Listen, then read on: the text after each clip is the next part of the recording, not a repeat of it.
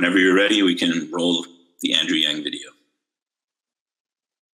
Port closing Rikers Island and the boat by or before August 31st, 2027, and reducing total citywide jail capacity to 3,300 or less by that time.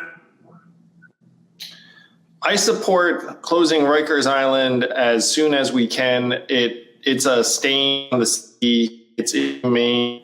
It's incredibly costly. It's inefficient. It's not doing what it's supposed to do. We have to close it as soon as possible.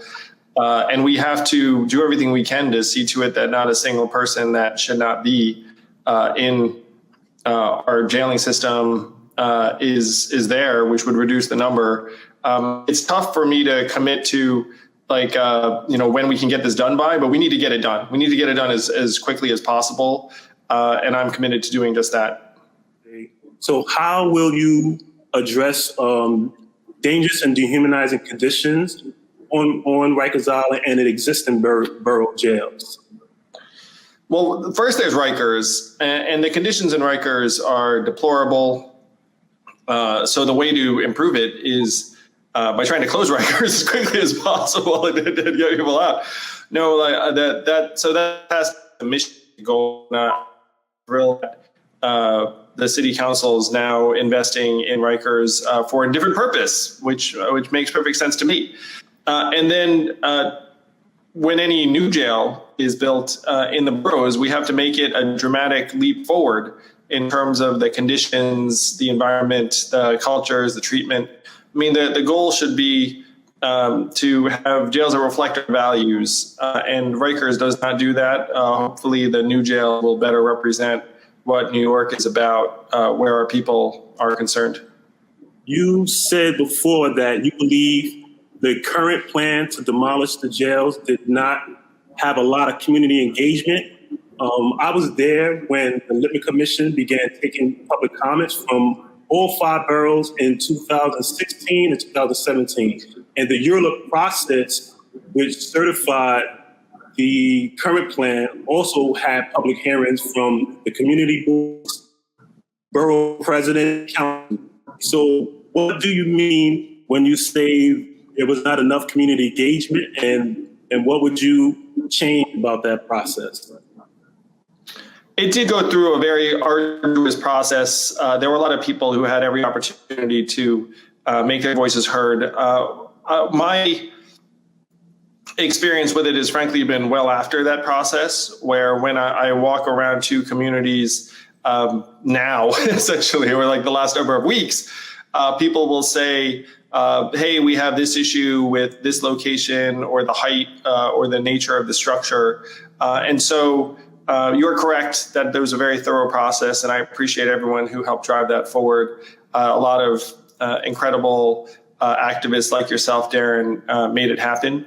And now we have to have a plan that will work for both the needs of those who are living in various communities, as well as the city, in terms of a vision of, again, jails that reflect our values in the boroughs, where they'd be more accessible to families, to attorneys, to people that ought to be able to access those who are in jail, however briefly.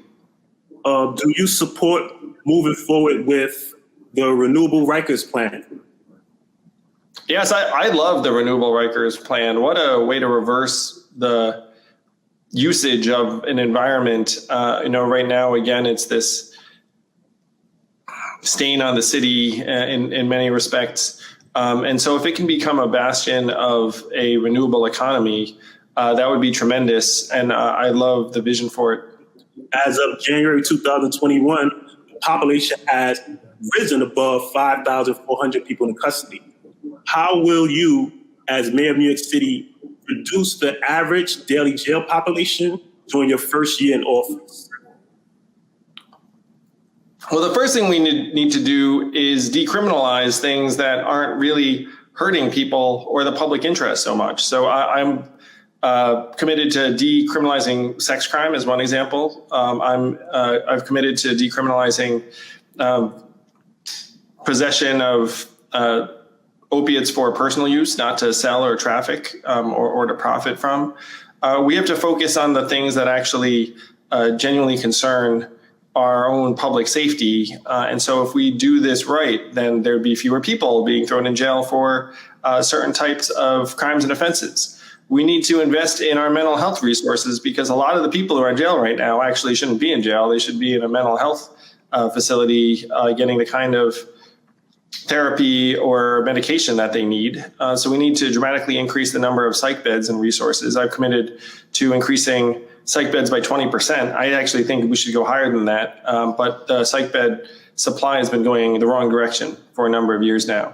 And the third thing is I've committed to a comprehensive anti-poverty plan that I think will help keep people in more stable situations and away from environments that would run afoul of the law. And so if we invest in people and families and communities directly, we can hopefully reduce the population that's interacting with our criminal justice system over time. Okay. Follow-up question. So have you done any projections on how low you believe the jail population can be?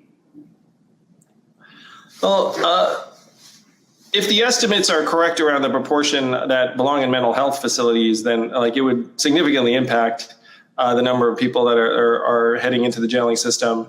But I don't have a hard number as to what we think that would be.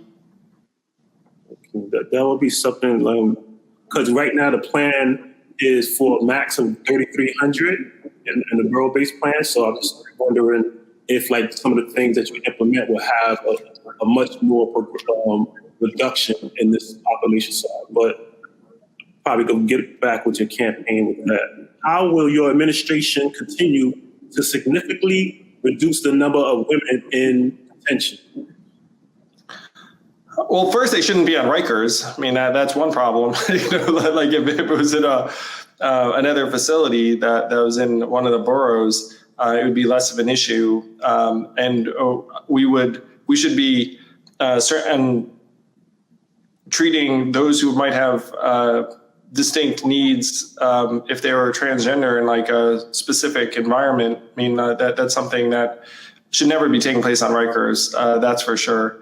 Hopefully the measures that we have in place to reduce the jail population generally around mental health and anti-poverty and decriminalizing sex work in particular would reduce the number of women and transgender people that are in the jailing system. I think decriminalizing sex work in particular would have a big impact there. Interesting. A related question to that. So are you committed to closing the Rose M. Singer Center, which is the only women's jail in New York City, before 2027? Well, again, we need to close Rikers as soon as possible.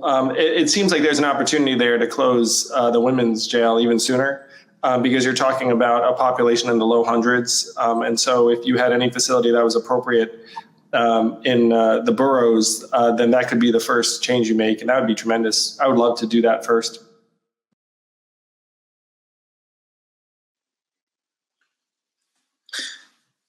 Thank you. Put the money in our hands. Put the money in our hands. Put the money in our hands. Put the money in our hands. Can we afford it? Yes. Will it cause inflation? No. Is it awesome? Yes. Is anyone trying to make it happen? Yeah, that guy.